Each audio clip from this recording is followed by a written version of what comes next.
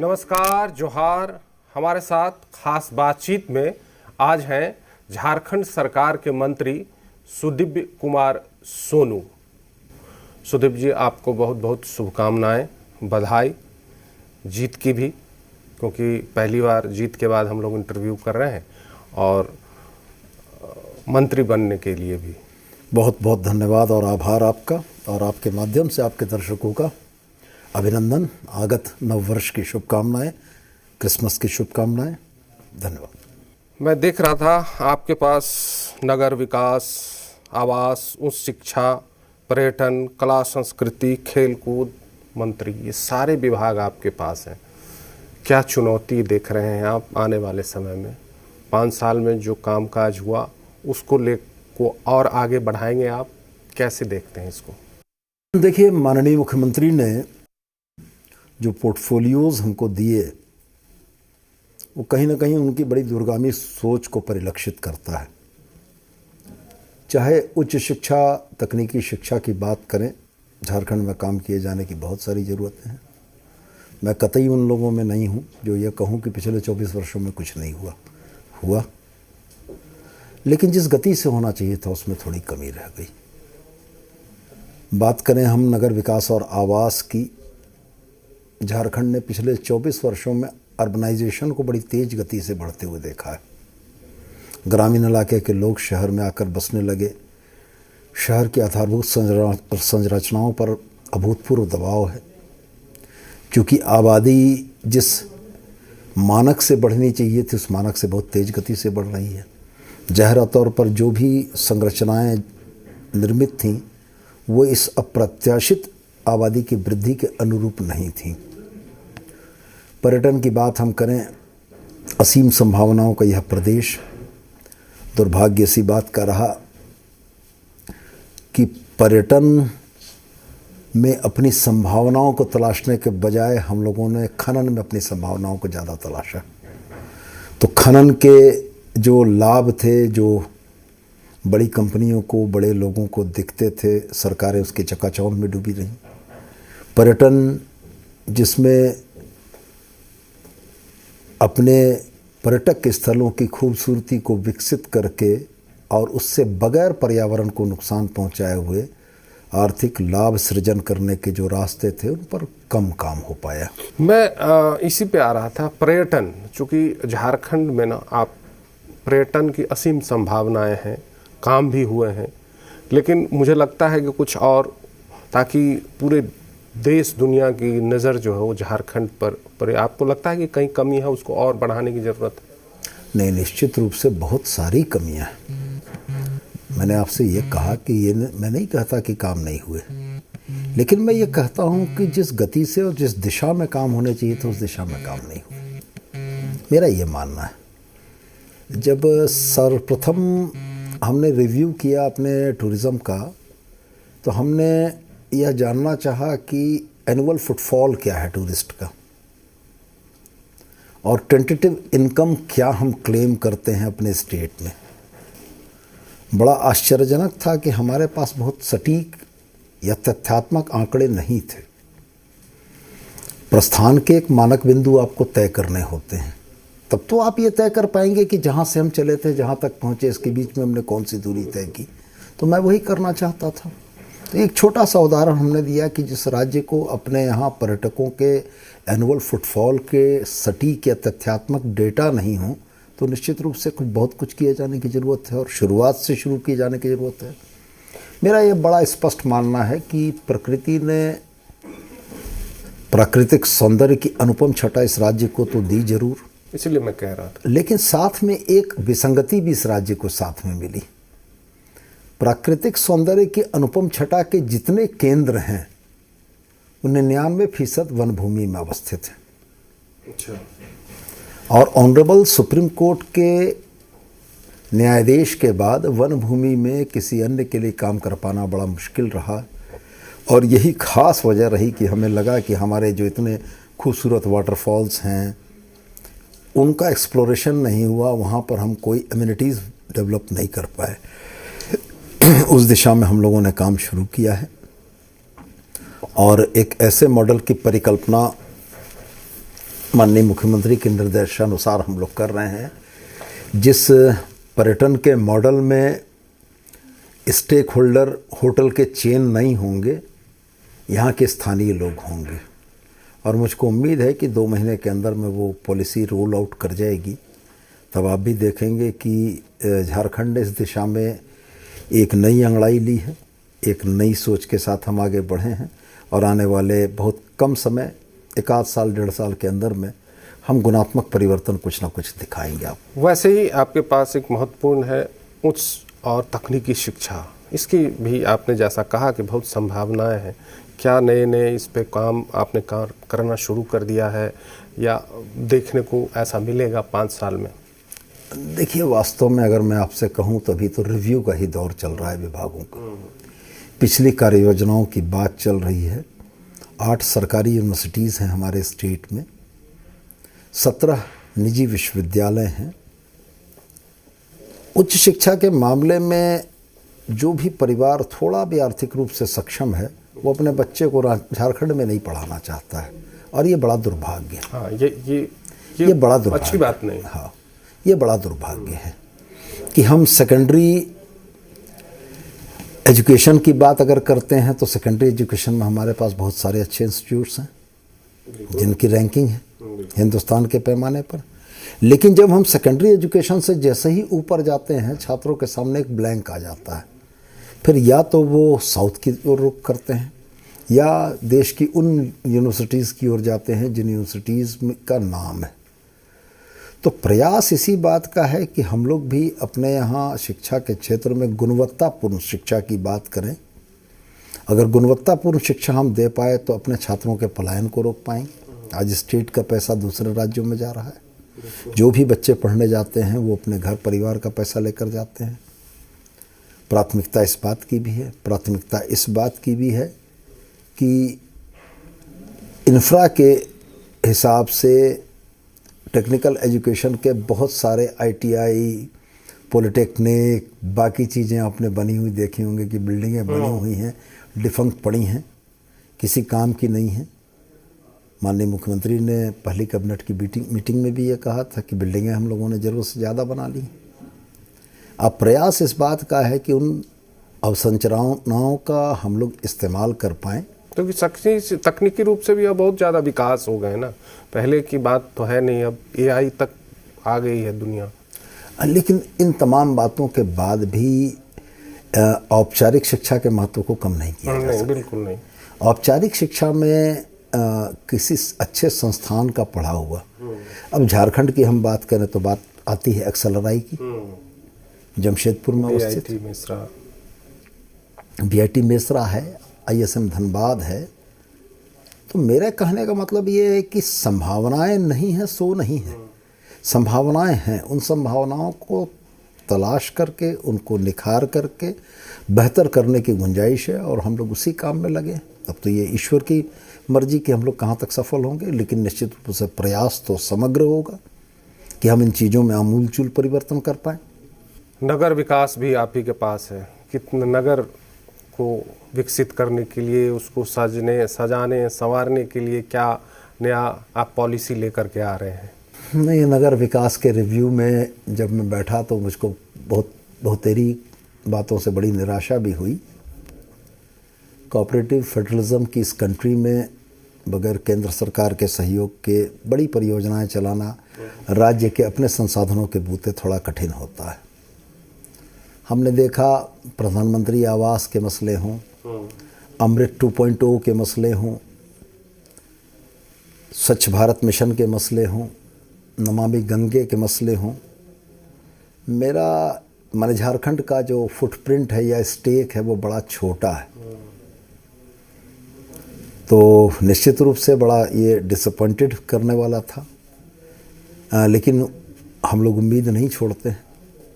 हम ये उम्मीद करते हैं कि हम अपने प्रस्तावों पर भारत सरकार को सहमत कराने में कामयाब होंगे, और केंद्र सरकार का जो केंद्रांश है वो अगर निर्बाध गति से हमको मिलेगा तो अर्बनाइजेशन के इस दौर में, जबकि खास करके झारखंड के शहर हमारी 49 ULBs हैं, नगर निगम नगर पालिकाएँ, नगर panchayat, NACs, notified area committees, सब मिलाकर 49 हैं।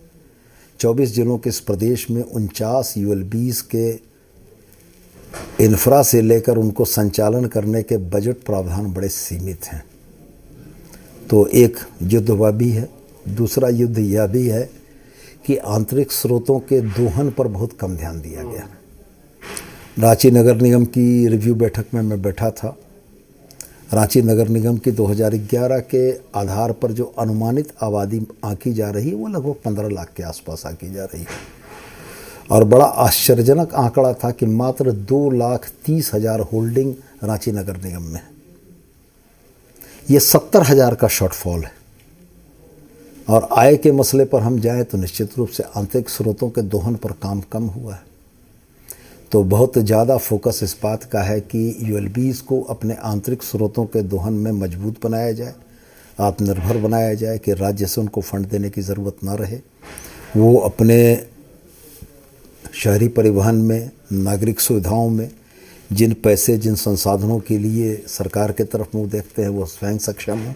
रेगुलराइज की भी बात आई थी कि कौन, हाँ, वो अगला विषय था मेरा।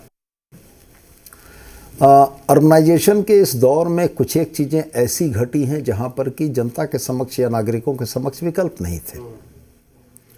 हुआ ये कि शहरी आबादी के बढ़ने के बाद नगरपालिका निगम बनी, तो जो नए वार्ड समाहित हुए, उन नए वार्डों में पहले जब वो ग्रामीण इलाके में थे तब नक्शे का कोई सवाल नहीं था, ज़रूरत नहीं थी। लेकिन हठात एक ऑफिस ऑर्डर ने या एक आदेश ने उनको निगम क्षेत्र का निवासी बना दिया। अब उनके ऊपर ये गाजगिरी हुई है कि निगम उनसे होल्डिंग टैक्स वसूल करना चाहता है लेकिन उनके नक्शों को नियमित नहीं करना चाहता है। तो ये जो गतिरोध बना हुआ था निगम और नागरिकों के बीच में, इसमें एक बीच का रास्ता निकालने की बड़ी ज़्यादा ज़रूरत है।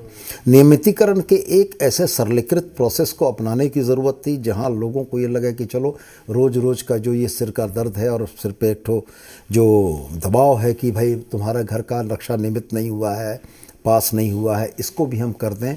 और चूंकि आंतरिक स्रोतों के विकसित करने का मसला था तो सरकार उसमें अपना आर्थिक लाभ भी देख रही है कि ठीक है, अगर रेगुलाइज करेंगे तो कुछ पैसा भी आ जाए जिससे कि वो निगम जो हैं, वो ULBs जो हैं, आत्मनिर्भर हो सकें।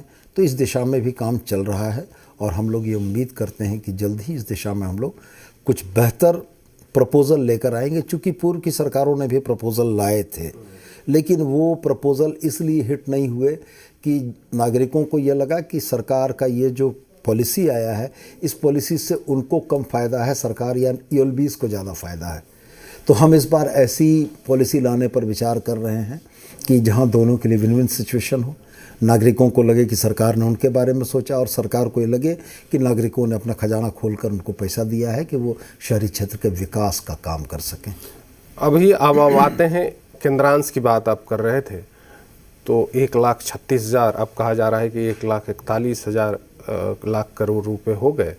और सवाल जब पूछे गए तो बताया गया कि कोई बाकी नहीं है। इस पर काफ़ी बयानबाजियां भी हुई दोनों तरफ से। आप लोग आपका क्या टेक है इसको लेकर के? देखिए, अंततः इस लोकतांत्रिक व्यवस्था में जब कानून की व्याख्या, अधिकारों की व्याख्या के मसले आते हैं तो सबकी निगाह एक ही जगह जाकर टिकती है, वो इस देश की न्यायपालिका है।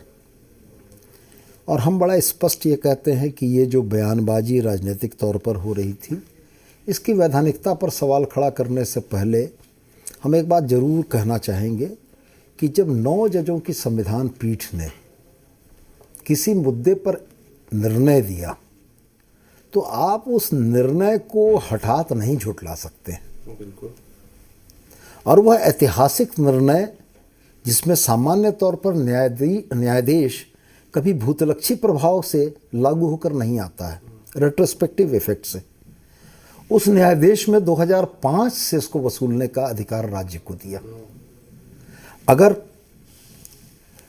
ऑनरेबल सुप्रीम कोर्ट ने हमारे दावे को, हमारी बातों में तथ्य माना, यह माना कि राज्य के हिस्से को जो उसको मिलना चाहिए था वो नहीं मिला है, इसलिए वो उनके न्यायाधीश में आया है, तो फिर तो ये बहस ही नहीं होनी चाहिए थी कि किसका बकाया कितना है अथवा नहीं है। स्वस्थ लोकतंत्र की परंपरा में तो इस बात पर चर्चा होनी चाहिए थी कि भाई ये 1,36,000 करोड़ है, राज्य का हिस्सा है, हम इस तरीके से चरणबद्ध तरीके से राज्य को देने को तैयार हैं। तो हमें लगता है कि बिना मतलब के इस मसलों के राजनीतिकरण से झारखंड के निवासियों को नुकसान पहुंचेगा। कोशिश जारी रखेंगे ना आप लोग? निश्चित रूप से हम फिर न्यायपालिका का दरवाजा खटखटाएंगे। हम कहेंगे जो आपने अपने न्यायाधीश में कहा था उसको लागू करके दें हम, निश्चित रूप से। अब आते हैं मंत्री जी थोड़ा सा राजनीतिक सवाल पे। जब चुनाव हो रहे थे तब भी आपका इंटरव्यू में कर रहा था, आप तो बड़ी जीत के लिए आश्वस्त थे कि फिर से सरकार आ रही है दोबारा, इसमें कहीं कोई दो राय नहीं, आपने कहा था। लेकिन इतनी बड़ी जीत मिलेगी ये उम्मीद लग रही थी आप लोगों को? नहीं, शायद जहाँ तक मुझको याद आता है, मैंने तो बहुत सारे इंटरव्यू दिए थे और चुनाव का समय ऐसा होता है जिसमें कि बहुत व्यस्तता के चलते बहुत फोकस्ड नहीं रह पाते हैं कि हमने क्या कहा था। लेकिन हमने एक बात जरूर कही होगी कि मैं सफोलॉजिस्ट नहीं हूँ। हाँ बिल्कुल, मैं आंकड़ों की बात नहीं करता हूँ। मैं ये कहता हूँ कि जिन जनापेक्षी योजनाओं के भरोसे इस चुनावी वैतरणी को पार करने का हम लोगों ने रास्ता खोजा था, वो जनापेक्षी योजनाएं जनता के लिए थीं और जनता की आंखों में जब उसकी चमक दिखती तो हमें लगता था कि हमें बड़ा मैंडेट मिलेगा। लेकिन ये 47 का 56 हो जाएगा, ये शायद हम लोगों ने भी कल्पना नहीं की थी। लेकिन हम लोगों ने ये कल्पना की थी कि झारखंड की जनता हमारे काम को, हेमंत बाबू के नेतृत्व को, झारखंड की अस्मिता को, इन तमाम चीज़ों को ध्यान में रखते हुए एक कंफर्टेबल मेजॉरिटी का मैंडेट तो देगी ही देगी। लेकिन जनता ने जो मैंडेट दिया है उसके लिए तो झारखंड की जनता को सलाम, उनके जनादेश को हम लोग सिर माथे पर रख के काम करेंगे और बेहतर काम करेंगे कि आने वाले 5 वर्षों में इस राज्य की सूरत बदले। तो इसी से सवाल एक आता है कि आप लोगों ने जो वादा किया, चाहे मैया समान योजना हो, काफ़ी उसका प्रभाव भी दिखा चुनाव में, वोटों में परिवर्तित हुआ, या 450 में गैस, या किसानों का लोन माफ, ये जो आर्थिक बोझ है इस कई जगह चर्चा हो रही है, इसको कैसे आप लोग संभाल पाएंगे, कैसे इसको लागू कर पाएंगे? मैं पिछले 5 वर्ष के कार्यकाल में की अखबारों की सुर्खियों की तरफ भी आपका ध्यान ले जाना चाहूँगा। हेमंत बाबू के नेतृत्व में झारखंड 28 राज्यों में पहला ऐसा राज्य था जिसने 5 वर्षों में कर्जा नहीं लिया था, और हम लोगों ने अपने कर्जे को कम किया था। पिछले 5 वर्षों में हम लोगों ने एक सिंकिंग फंड बनाया था, जिस सिंकिंग फंड से बजट के कर्ज के ब्याज की अदायगी करते थे हम। तो उतने झंझावतों के दौर में जो 5 वर्ष हम लोगों ने गुजारे, अगर हम लोगों ने स्टेट का इकोनॉमिक हेल्थ को बेहतर रखा तो हम ये उम्मीद करते हैं कि आने वाले दौर में भी हम रखेंगे। हम अपने आंतरिक स्रोतों को विकसित करने पर राज्य सरकार पूरी ताकत से लगी हुई है। हम अपने गैर जरूरी खर्चों को कम करने में लगे हुए हैं, क्योंकि हम ये मानते हैं कि हमारी ये जो टैगलाइन हेमंत सोरेन के साथ जुड़ती रही कि जो कहा सो किया, हम इससे पीछे नहीं जाएंगे। जो हमने कहा वो हम करके दिखाएंगे, और साथ में यह भी आपसे कहते हैं कि हम अपने गैर जरूरी खर्चों को कम करते हुए, वो बड़ी बिल्डिंगें और वैसे व्यर्थ आधारभूत संरचनाओं पर सरकार के लगने वाले राजस्व को कम करते हुए, जनापेक्षी योजनाओं की पहली किस्त जो पिछले 5 वर्षों में हम लोगों ने चालू रखा वो दूसरे में भी जारी रहेगी। और हम उम्मीद रखते हैं कि उसके बाद भी यह स्टेट तरक्की करेगा, बजट का हमारा साइज़ बड़ा होगा, और रुपया आएगा कहाँ से, रुपया जाएगा कहाँ से, ये हमारा आम बजट भी आपको जरूर दिखाएगा। अभी संविधान को लेकर के राजनीति बहुत हो रही है, संसद से लेके सड़क तक जो भी है।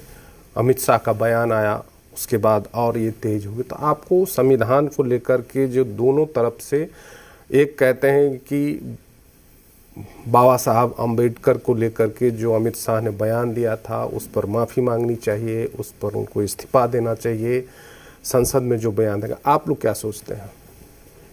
देखिए, हमारा बड़ा स्पष्ट एक बात का मानना है कि ये भारतवर्ष, हिंदुस्तान, इंडिया जो भी है, ये पिछले 75 वर्षों में अगर चला है तो वो इसी संविधान की देन है।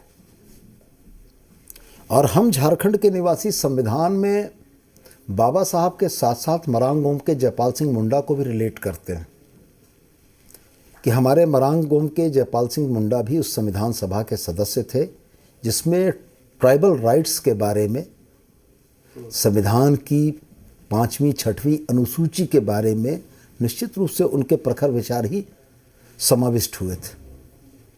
तो हम तो इस विचारधारा या इस सोच की बड़ी निंदा और कठोर निंदा करते हैं जो संविधान को, संविधान बनाने वाले लोगों की सोच को अगर अब्सोल्यूट मानता है तो ये इस देश का दुर्भाग्य है।